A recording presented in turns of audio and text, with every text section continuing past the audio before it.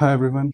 So basically, I wanted to make this video on why is actually Iran striking so many Middle Eastern countries because they're practically neighbors, so there should be good relations between them. But obviously, it is not true that there are good relations. A lot of people are speculating that this could be about raising oil prices.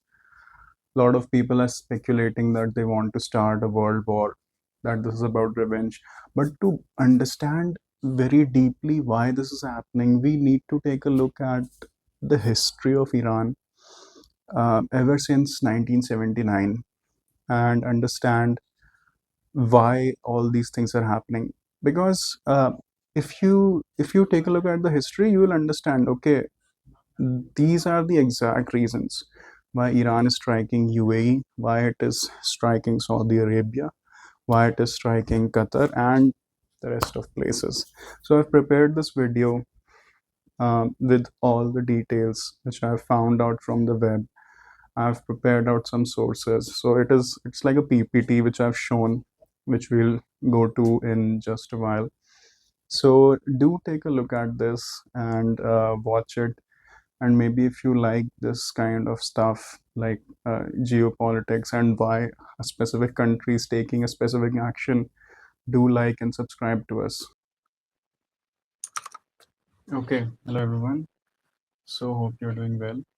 So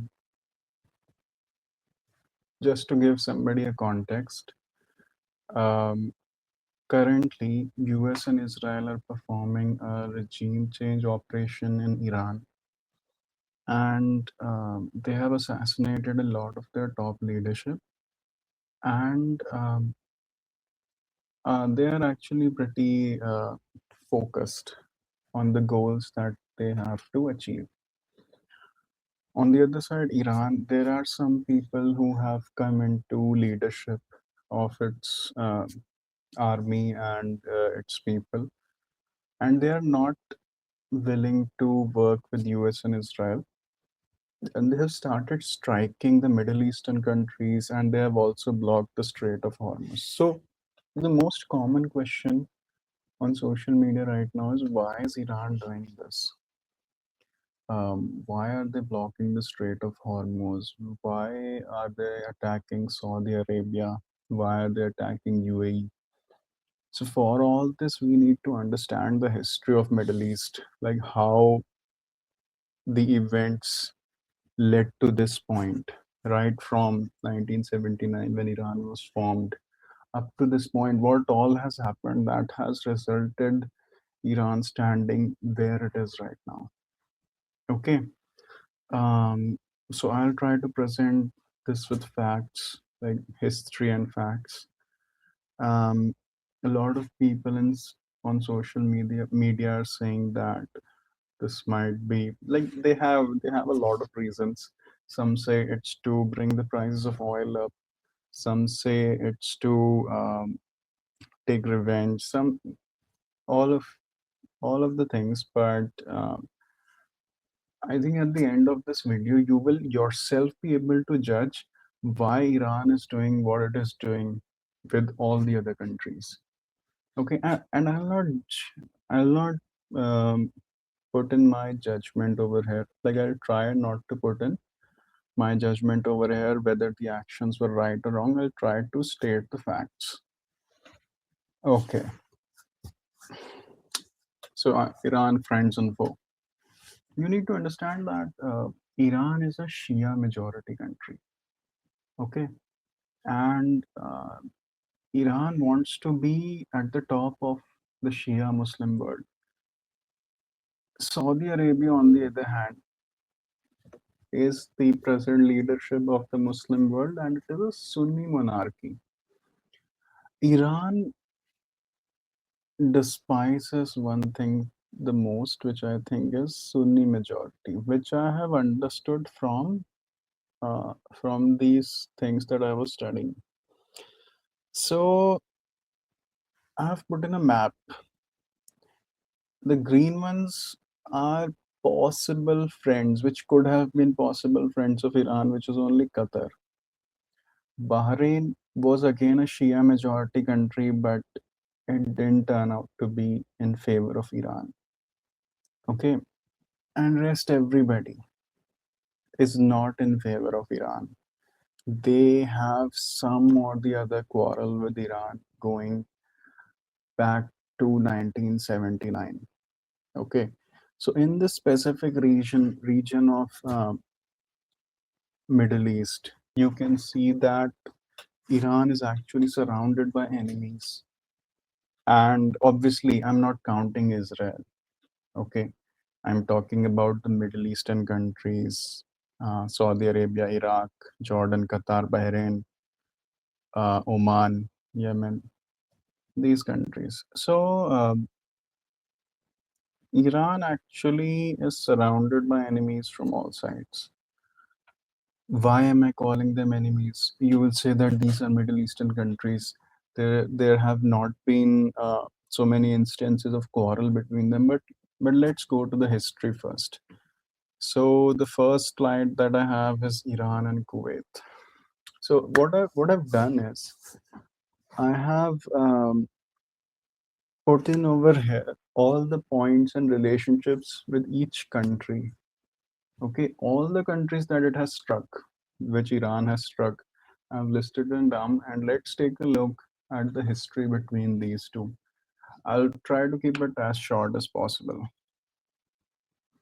So Iran, Kuwait. Okay, Kuwait's enmity with Iran was forged in the devastating War of Iran-Iraq in 1980 to 1988. Okay, fearing the export of Iran's Islamic Revolution, which explicitly threatened the legitimacy of Gulf monarchies, Kuwait provided vital financial, logistical, and political support to Saddam Hussein. Okay, so this is what I was trying to explain about the Shias and the Sunnis. Okay, Iran is a Shia majority. In 1979, before 1979, there was a monarchy which the Republic of Iran overthrew. Sorry, Ayatollah Khamenei and its supporters overthrew it, and they established their own regime.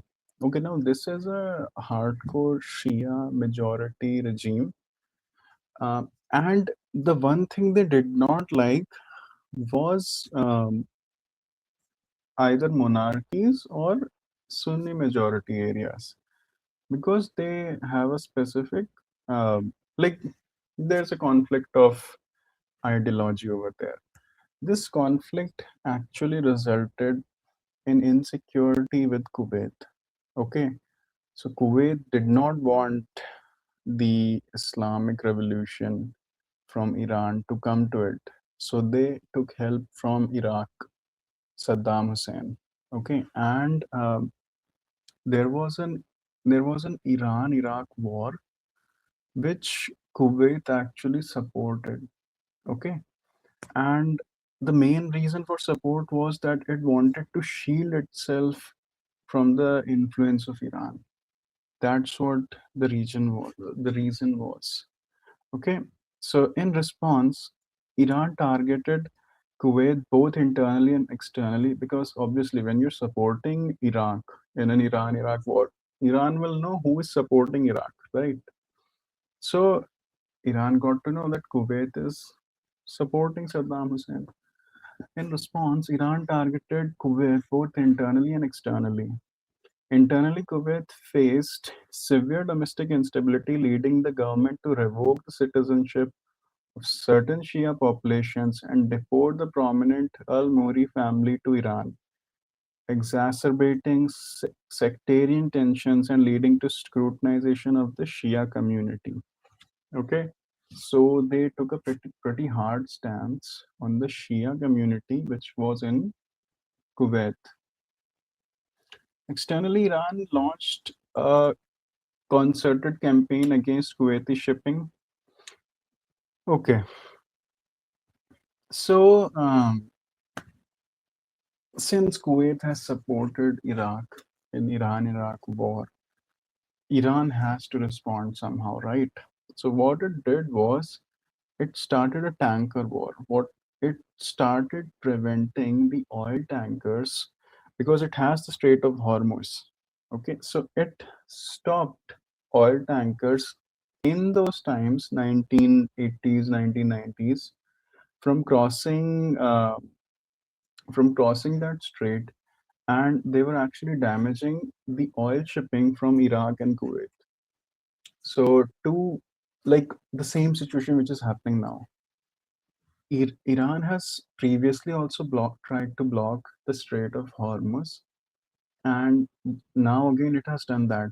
And previously, how things got managed because US intervened by Operation Praying Mantis. They sent their own destroyer ships and they neutralized Iran's navy and Iran's influence. Like they were no longer able to stop shipping vessels.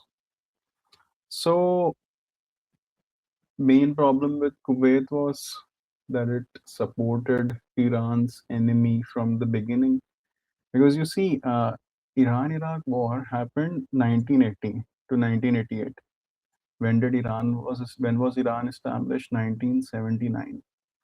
Like a year or less than a year, there was a war with Iraq because they did not like the ideology of Iran. They were like actually scared about it a lot. Um, I have some sources over here. Let's try to play those. Um, Obscure wars in American history. Number 63. The Tanker War. The United States played a significant role in the Tanker War. The U.S. provided military support and protection to Kuwait and other neutral tankers navigating the Gulf, as well as its own tankers in the region. The U.S. Navy conducted patrols and escorts for these tankers, known as a reflagging operation, which began in 1987. The U.S. also became involved in a direct military action against Iran during the Tanker War. In 1987, the U.S. Navy engaged in a series of skirmishes with Iranian naval vessels known as Operation Praying Mantis. This operation was launched after the United States accused Iran of mining a U.S. Navy ship in the Gulf and was the largest U.S. naval engagement since the Vietnam War. Overall, the U.S. involvement in the tanker war was aimed at protecting its interests in the region, ensuring the free flow of oil, and containing the conflict to prevent further escalation. Obscure wars. okay.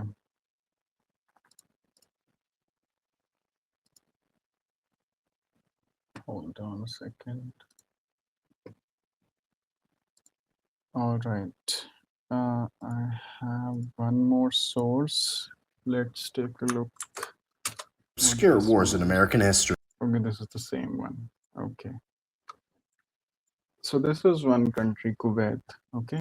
This is one country, Kuwait, which we saw why Iran is striking this.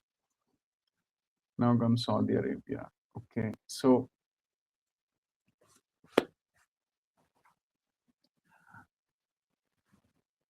see the regime that Iran actually overthrew was a monarchy. Okay, it was a monarchy, and Iran does not like monarchies. Okay, you can see Saudi Arabia and Iran have engaged in a bitter zero-sum struggle for regional hegemony since 1979, when the newly established Islamic Republic adopted a foreign policy explicitly aimed at exporting its anti-monarchical Shiite revolutionary ideology. To the Saudi royal family, Iran's ideology represented an existential threat to their legitimacy as the custodians of the two holy mosques and the leader of the Sunni Islamic world. Okay, so Saudi Arabia is the leader of the Sunni Islamic world. Iran wanted to be, or we can say, was the leader of the Shia Islamic world. Okay, like I'm not completely sure about the leader part, but they their ideologies towards the Shia side. Saudi Arabia has an ideology towards the Sunni side. Now, this thing um, became kind of like a Cold War. between these two nations. So you can see on the map they have almost a similar size. Saudi Arabia is far richer, but Iran is not. The main reason why Iran is not rich is because of crippling US sanctions. Now, Iran at this specific point had a better relationship, like a better relationship with US and Israel since the beginning. Because of this, like they, I think they took over the US embassy and held a lot of US citizens as hostage for 444 days. So that became actually a problem with US, and then US posed crippling sanctions as well on Iran. Because of these sanctions, because of being left out of the SWIFT system of banking, Iran was not able to get enough money and investment to harness its natural resources. Like, and we will be getting to this point. Like Qatar and Iran share the same oil field bed, but on one side Qatar is extremely rich, but on the other side Iran is not able to do that, mostly because of sanctions.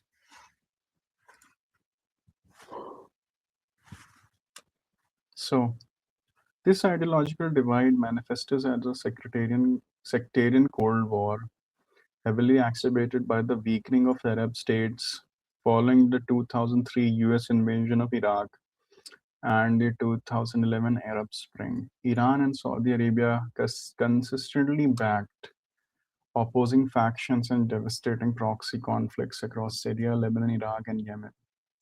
To Saudi critics, Iran engineered uprisings, including the 2011 protest in Bahrain and Saudi Arabia's own eastern province, utilizing Shia populations to destabilize Sunni monarchies. Okay, so there was a 2011 Arab Spring or the Arab Uprising, which was a very brutal revolt against the existing monarchies. I have a video of this. So Saudi Arabia, you can see two kings. This is a classic example of two kings, and we will cover in future, like in this video only, why, like all the things that Iran has done against Saudi and Saudi has done against Iran. Okay, so we'll cover that. Now comes Bahrain. Okay, so of all the GCC states, GCC is like all of Middle East. The Kingdom of Bahrain possesses the most profound historic and sectarian vulnerabilities regarding the Islamic Republic of Iran. Iran's historical claims to the archipelago date back to Safavids dynasty control of the 1602. Okay. Following the 1979 revolution, Iran backed subversion in Bahrain became the paramount security concern for the ruling Sunni al Khalifa family, who govern a Shiite majority population. Okay, so in the beginning, I showed you guys a map. Now I've marked Bahrain as yellow. This is because Bahrain could have been a very good ally of Iran. Why I'm saying this is because Bahrain is a Shia majority country, but it is ruled by a Sunni leadership. Um, like Sunni monarchy, I guess. Concern for the ruling Sunni Al Khalifa family, right? So it's also a monarchy, something which Iran does not like. So it is said that Iran orchestrated an uprising throughout the Arab world, which actually which was intended to overthrow monarchies and establish its own regime. I have a YouTube source. Let's take a look at that. You'll understand it better.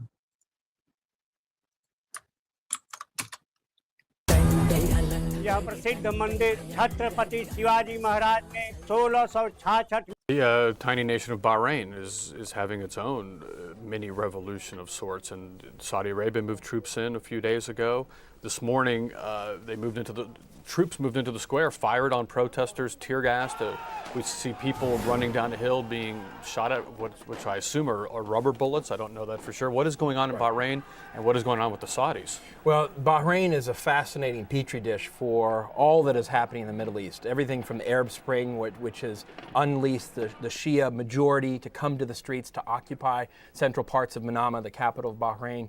But you also have in Bahrain really the front lines of a proxy battle between the Sunni Arab states, led in some ways by Saudi Arabia, and Iran, which sees itself as the defender and leader of the Shia around the world. And in Bahrain, what you have is a Sunni Arab monarchy, minority, ruling over the Shia majority population. And so on the streets of Bahrain, not only do you have the tension of the Arab Spring, that is people protesting for their rights in a monarchical society, but also you have these great powers playing out. And that's exactly why you see the Gulf Cooperative Council, the group of countries to include Saudi Arabia and the UAE, agreeing to send reinforcements into Bahrain to help secure Bahrain, its financial infrastructure, its governmental infrastructure, et cetera. And that's why you had troops going in. But this is seen as a provocative step. The U.S. has said so. Secretary Clinton has already talked about this being an unhelpful step, and she's called on the Bahrainis and the Saudis to ensure restraint of measures. But it appears the wheels are coming off in Bahrain because you have a state of emergency, troops going into neighborhoods going after protesters, and curfew from 4 p.m. to 4 a.m. And so. Okay. So you saw that the Arab Spring of 2011, which was a massive uprising across a lot of areas, resulted, like, it was the result of two clashes of Saudi Arabia and Iran, who were actually trying to establish who is better between those two. So this was the reason, and this did not work out.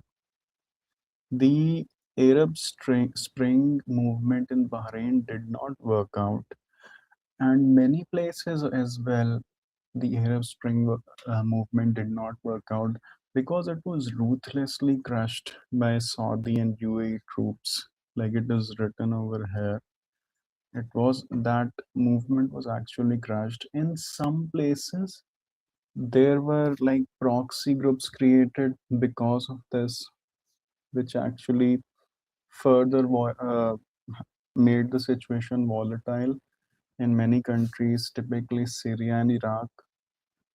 So it did not go as planned. Like if this was planned by Iran, it did not go that way. Uh, the movement was crushed, and what it did was it formed a view that Iran, as a regional partner, was not a very safe partner to have. Okay, this view was set in mind for UAE, Saudi Arabia, and everybody. Qatar. So Qatar was an ally of um, Iran, and there were good relationships between them as well. So you can say Qatar presents a distinct anomaly in Gulf-Iran relation, as its historical stance has been characterized by pragmatism rather than outright enmity. Qatar shares the world's largest natural gas field with Iran. Okay, so Qatar was playing diplomacy. It was working with Iran rather than going against it. But everybody else was against Iran. So what they did was they surrounded Qatar, and you must have seen this news with 13, like in 2017 and 21, like this news where everybody landlocked Qatar, that or they forced Qatar to have restricted relationships with Iran. So this pragmatic relationship alongside Qatar's support for political Islamist group like the Muslim Brotherhood was a primary catalyst for the 2017 and 21 Qatar diplomatic crisis. During the crisis, Saudi Arabia, UAE, Bahrain, and Egypt blockaded Qatar by land, air, and sea, presenting 13 demands that included limiting diplomatic relations with Iran. So they landlocked, like they locked on Qatar and said that you cannot be friends with Iran. Um, let's take a look at our YouTube source, which we have. Mediators have so far failed to bring the Arab countries to the negotiating table. Leading the mediation efforts, Kuwait on Sunday repeated calls for dialogue to resolve the crisis. The rift has disrupted travel, separated families, severed commercial links and spurred confusion among banks and businesses. Now, Nicole Johnson is following the developments for us from Doha. She joins us now live. Nicole, let's start with what impact is this blockade starting to have on Qatar?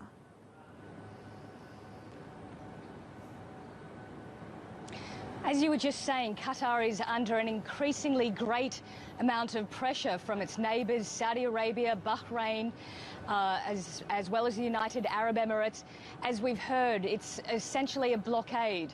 The land links have been cut, the air link, the sea link. However, Qatar can still manage to get its ships out. It still has routes into the country in terms of air links. It is getting food in from Iran and from Turkey, remembering that until now, Qatar had received some 80% of its supplies from across the border in Saudi Arabia. That's all cut off to them now. But Qatar is one of the richest countries in the world. So however difficult and tough things seems to be at the moment, Qatar can essentially buy its way out of trouble, but that doesn't really alleviate the diplomatic isolation that they're feeling at the moment. And Qatar has also been preparing for years for some kind of food insecurity crisis like this. The Qatari government has been buying up agricultural land around the world, in Africa, in countries like Sudan and in Australia, because it knows that when it comes to food security, it's in a vulnerable place and it depends greatly on the relationship it has with its neighbours, which right now is in a dire situation. Yeah.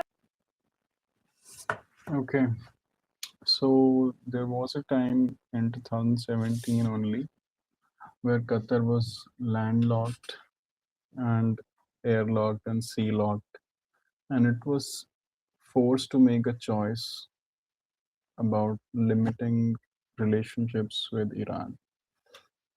So this is one problem um, which Qatar had, which developed between Qatar and Iran. Okay, what country is this? Jordan. Okay, Jordan has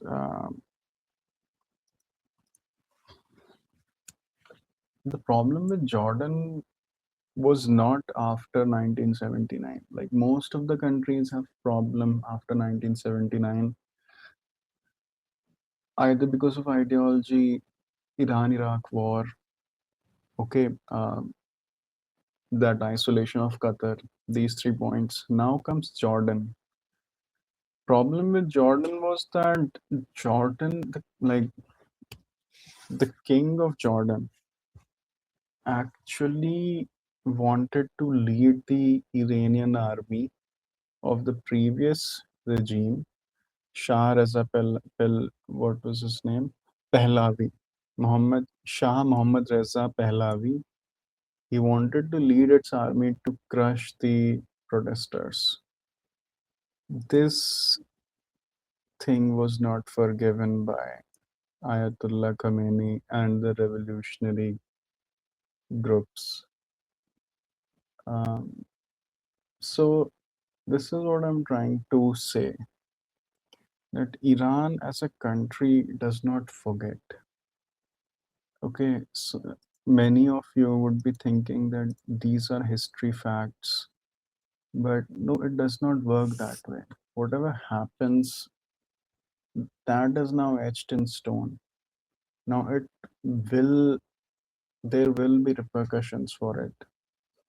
Okay, now King Hussein said that he would be leading Iran's army. Like, he suggested this. He did not lead them.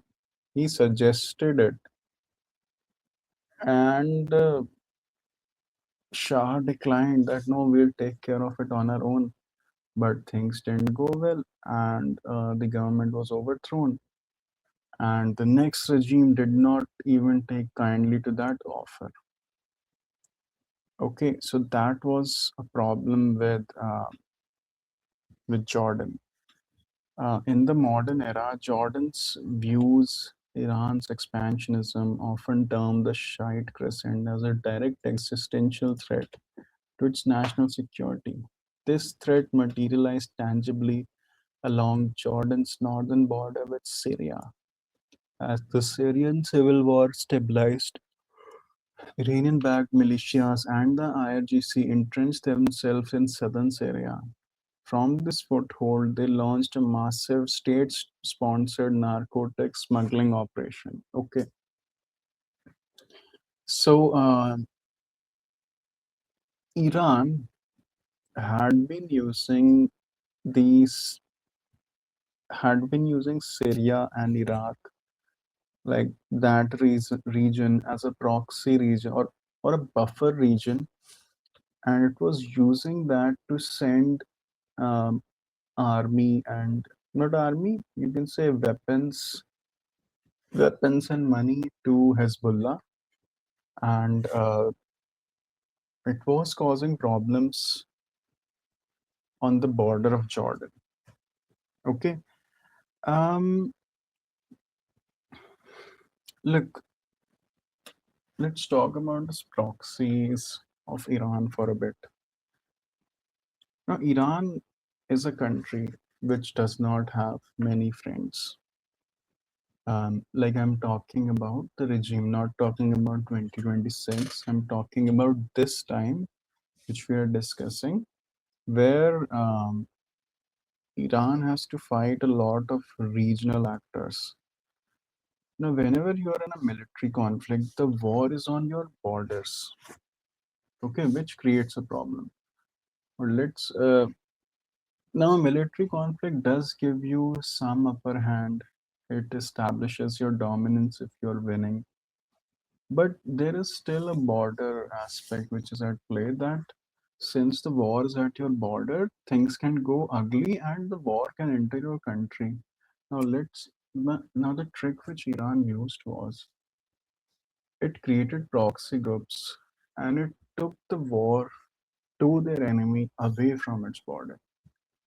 So Iran was fighting war, but not having the risk of losing its border.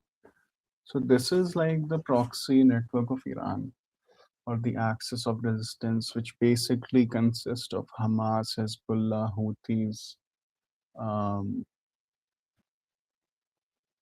a couple more. I'm forgetting their names, but a couple more. Okay, let's see which source we have. We have an article source here. The kingdom joins Theocracy's list of enemies. Okay, this is an article. I don't want to read that article right now.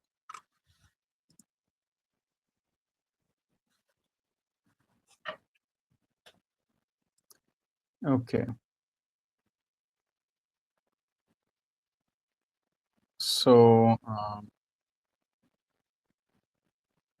like this is, I think, something we have discussed now about Iran and the history, and and its surrounding regions, which were following an ideology which Iran did not like. But let's go through it once as well, point by point.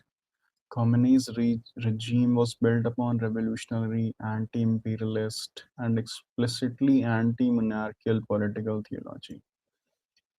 The newly formed Islamic Republic viewed the hereditary Sunni-dominated petro-Arab monarchies of the Gulf as illegitimate, corrupt, and subordinate to American hegemony, a hegemony that Iran sought to aggressively dismantle. Okay, there had been statements of Ayatollah Khamenei in recent times as well, where he he showed that he was not afraid of uh, United States. Okay, yeah.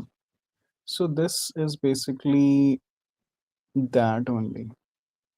This article is stating how Iran was having different opinions with the neighboring countries, and those different opinions led to differences in these countries. Iraq, there was an Iran-Iraq war. Okay, so I told you that there was an Iran-Iraq war, and the Gulf monarchies were the ones that were actually supporting Saddam Hussein. Because according to them, if Saddam Hussein, if Iraq is fighting a war with Iran, then they don't have to worry about it, right? There's somebody fighting a war for you and he's destroying your enemies. You just have to give him the money. And the Arab states or countries like Saudi Arabia were very convenient about it. They said, fine, we just have to pay him. So that was the main cause of Iran-Iraq war. This war was not between just two countries. This war was between all of the neighboring Gulf regions. Okay, Iraqi President Saddam Hussein, seeking to establish regional hegemony, capitalize on Iran's post-revolutionary military purges and preempt Iranian subversion within his own borders, invaded Iran. So Saddam Hussein did not waste the time. Like the war broke out in 1980. 1979, the Islamic Republic of Iran actually was formed. So they did not give time for Iran to establish itself. Crucially, this invasion was executed with the tacit approval and massive financial backing of Gulf monarchies, notably Saudi Arabia and Kuwait, who viewed Iraq as the necessary Arab shield to contain Iranian revolutionary expansionism. Okay, we have discussed how over here, like the US got involved when Iran started hurting the oil tankers. Um, in response to the shifting security paradigm, Iran intensified its reliance on unconventional warfare and terrorism. Throughout the 1980s, 1990s, Iranian operatives and proxies were implicated in numerous bombings across the region. This included coordinated attacks on the US and French embassies in Kuwait, hijacking and the devastating 1996 bombing of the Khobar Towers in Saudi Arabia. Okay, so this is what I was talking about, the Iranian proxies, that Iran used its proxies to shift the war away from its border and actually damage its enemies. That was one trick which Iran used. So over here, I've tried to show you the Strait of Hormuz. There's no specific, like I don't want to point out any specific point about this. Just that this is this choke point, and all the oil from this specific region, which is Saudi Arabia, Qatar, um, and all the oil fields which are over here, go from Strait of Hormuz. Now, since this is blocked, the oil supplies are blocked. Now, like we have seen that Iran has done this before, and US was able to put a stop to it. I think, I personally think that even now, US will be able to normalize this thing, and US and Israel will be able to liberate the Strait of Hormuz once again. Like, that's what I think. Because they have a lot of firepower. When they want to do something, they can do it. Iran is not backing down, I know, but let's see how things go. Okay, Iran cyber attack on Saudi. So there was a cyber attack by Iran using the Shamoon virus. There was uh, there was one bombing as well. Yes. So let's take a look at, like, over here I've tried to explain what kind of physical damages Iran has inflicted on Saudi Arabia. Okay. So they have, in tandem with the maritime strategies, Iran is heavily invested in state-sponsored cyber warfare. The defining historical precedent occurred in August 2012 when Iranian threat actors deployed the Shamoon virus. Okay, the attack systematically wiped data and destroyed the hard drives of approximately 30,000 computers. This was a massive attack. Um, the efficacy of Iran's proxy strategy and vulnerability of Gulf states was starkly demonstrated in September 2019. In a highly sophisticated operation, pro-Iranian forces launched a swarm of cruise missiles and suicide drones against Saudi Aramco's Abqaiq processing facility and Khurais oil field. The attack temporarily knocked out half of Saudi Arabia's oil production. Okay, so there have been two attacks. One was a cyber attack in 2012. In 29, there was a drone strike by by Iranian proxies on Saudi Arabia. Obviously, it is a proxy attack, so Iran can deny it, but still, there was evidence enough that Iran was behind it. Crucially, the attack exposed a severe shift in regional deterrence despite the massive damage to global energy supply and direct assault on its primary regional ally, the United States administration opted not to respond with kinetic military force against Iran. Okay, so there was a 2000 in 2019, Iran attacked with a bunch of drones and halted half of Saudi Arabia's oil production. Now, US was an ally with Saudi Arabia at that point, but US did no specific action on Iran. And I think in 2019, Trump was the president, right? US president in 2019, Donald Trump. Okay, so you can see that at that point, when Iran struck so many drone strikes on Saudi Arabia, US did nothing. So, but right now, US is striking. So, what changed from 2019 to 2026 that US has decided to step in? And the answer is Israel.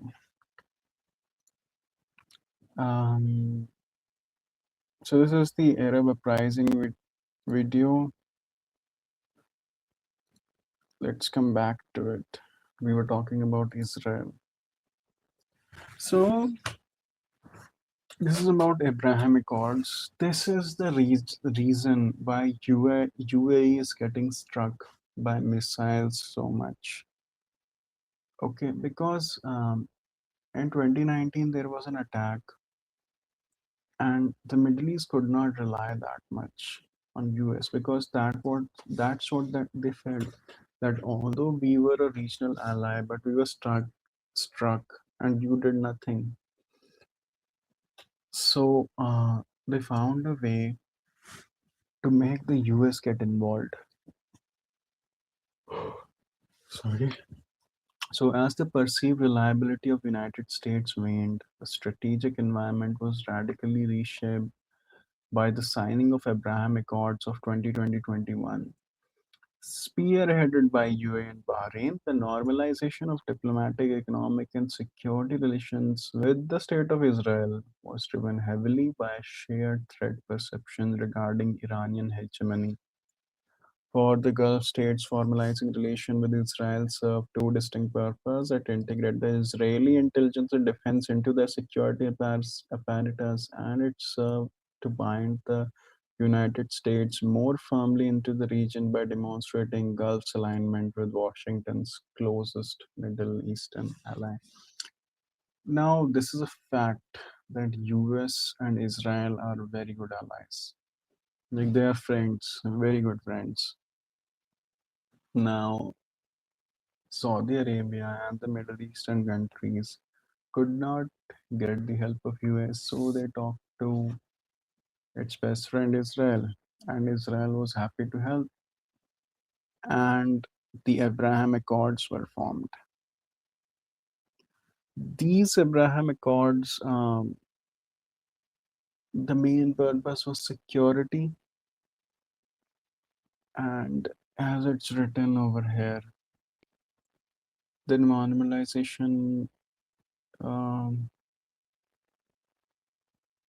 The formalizing relations with Israel served two distinct purposes. It integrated Israeli intelligence and defense into their security apparatus, and it served to bind United States as a better ally. Okay.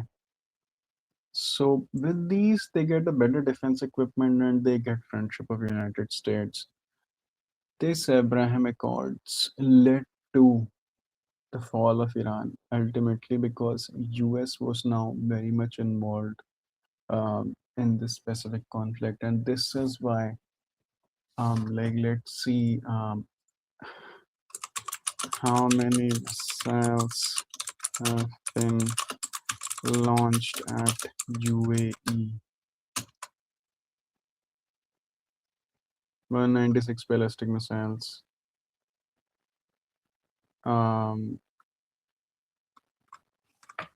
But this number is almost double the number of missiles that were struck on other states.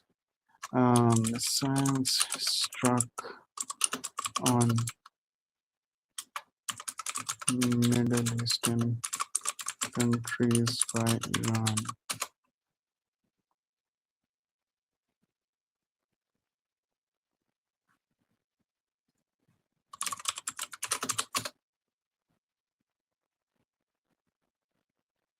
Okay, maybe it will be okay, here's something from Reuters.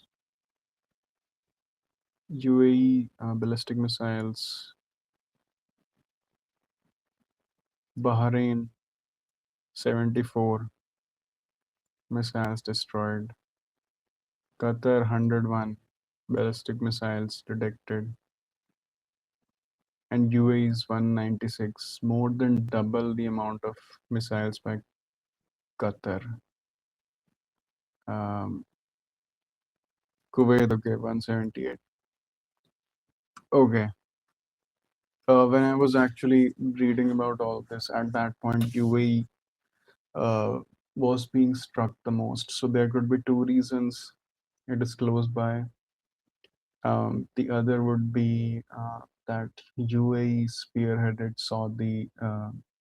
UAE spearheaded those Abraham Accords and brought Israel into the equation of Middle East, for which Iran never forgave it. So this was the video which I've created on the history of um, Middle East.